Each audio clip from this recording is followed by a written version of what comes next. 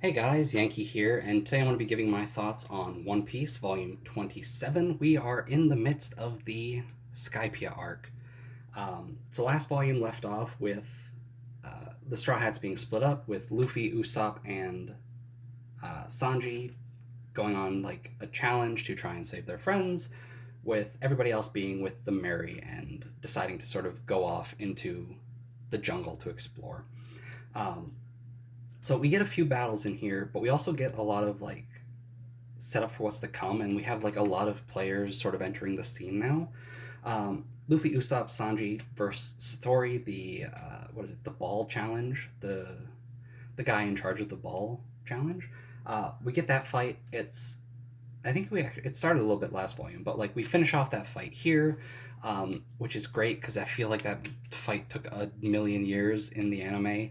Um, and it's not a great fight. Satori's not the best fight we're gonna see here, not even in this arc. Um, so I'm glad it didn't feel as long as it did in the anime because it's not great. Um, we're still learning about sort of like mantra and sort of how that works, and like people can use it to not just predict moves that are coming, but they can use it to like hear people off in the distance, things like that. Um, and then while Luffy, Usopp, and Sanji are fighting Satori, we have Chopper on the ship by himself, getting attacked by Shura, and he calls for the Sky Knight to come save him. And we get a fight basically between Ganfall, the Sky Knight, his horse, what is it, Pierre, and then Shura and his bird that I don't think I wrote the name down of. Whoops. But we have like an interesting fight in the sky. He is the person in charge of the strings challenge, and we sort of get a little taste of that here during the fight with Ganfall, where Ganfall is basically defeated, and so is Pierre and Chopper, and they're basically left to die by Shura, who leaves.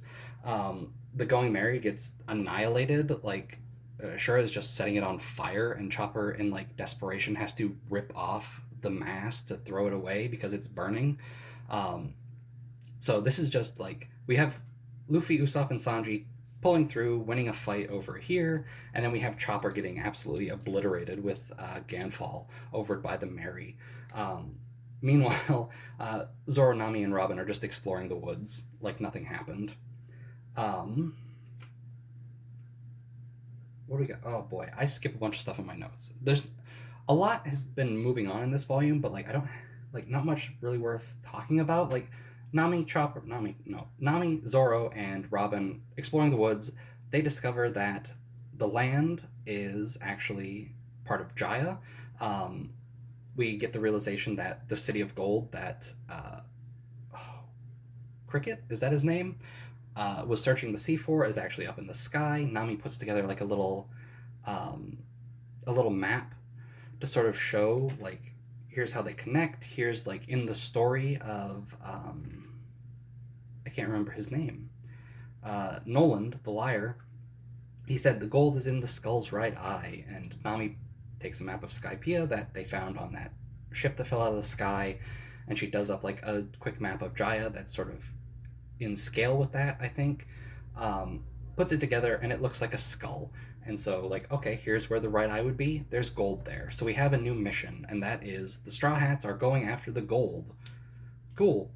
Um, and meanwhile, we're also setting up the gorillas from when we first got to Skypiea. We're learning who they are. They are Shandians. They are people that were living on Jaya when it got blasted into the sky. Um, and they want their land back because once they got to Sky Island, the Sky people basically took it over, kicked them out. And there's been this endless battle where they're trying to get their land back and it's failing, right? Um, we're also introduced to God Enel and the rest of the like his men. Like here on the front, we've got from right to left, we've got Shura, Satori, we've got Gedatsu, and then Om with the sunglasses. So we're introduced to Enel and then the rest of his little like guys. We learn that Enel isn't originally from here. He came from another sky island and basically took over. Ganfall was the original Kami here, and Enel showed up, booted him out, and is basically doing his own thing, doing what he wants, terrorizing the people. Um, and we basically have like a war starting now. We have the Shandians who, uh, through, oh God, I keep forgetting the name of it, the ability to like sense people. Um, they know that Satori was taken out. They also know Ganfol was taken out, and they're basically saying like, all right, this is our chance to strike. Like one of Enel's guys is gone. They're exploring the island, so they're going to be causing problems. Like now is our time to attack and try and get our land back.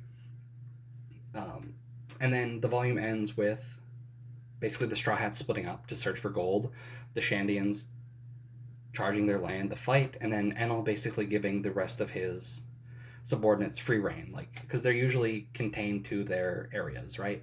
Like Satori was stuck in the area where the ball challenge was set up. Shura was stuck in the place where the string challenge was set up, except for when people leave the altar, and then people can just go there and like kill them because they broke the rules. But Enel is giving them free reign. Go fight wherever you want. Do what you want. We're basically done with our plan or whatever. Um, so the Shandians are coming in to attack. The Straw Hats are entering the land to try and find the gold, and then Enel's people are just there to fight and take out whoever is coming in. So the volume ends with what is it? Luffy, Zoro, Robin, and Chopper are exploring the island trying to find the gold, while Nami, Sanji, and Usopp and Ganfol are taking the Going Merry, and they're going to sail it around to meet them closer to where the gold is. So people on the land grab the gold, meet at the ship, and then they get out of there. That is the plan. It ends with us meeting a giant snake and getting completely split up. So Straw Hats are all going completely different directions, exploring the island, trying to find the gold. Like Zoro says we have to go west, which is the right, so he goes to the right. Luffy says they gotta go south, so he goes to, what does he say? He says like, all right, I have to go south, so I just have to move in the warmer direction. Uh, Robin actually seems to know what she's doing, and she's going the right way, and Chopper's just freaking out. He has no idea what he's doing, where he is, or where everybody else is. So it's a mess. Um, but it was a good volume. Lots are happening. Um, Cover story. We're still doing Wapol. He is on this island, and he has opened a toy store. He's using his ability to, like, I forget exactly how it works. I don't remember if he can only produce stuff that he eats.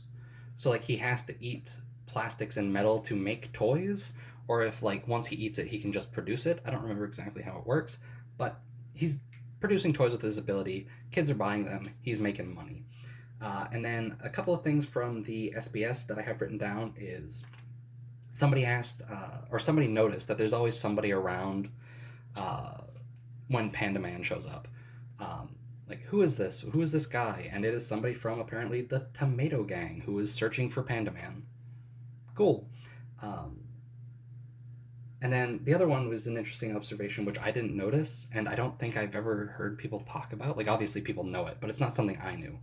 Um, Somebody points out that in Alabasta, when Vivi and Nami are taking a bath, Nami has a bracelet, and they point out that Nojiko also had a bracelet that was missing by the end of the Arlong Park arc.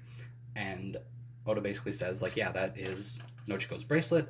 Nami wears that on her left hand, and then she has her tattoo on her right or her left shoulder. So, like, the tattoo is a pinwheel for Gen, a tangerine for Bellemere, and then the bracelet for Nojiko.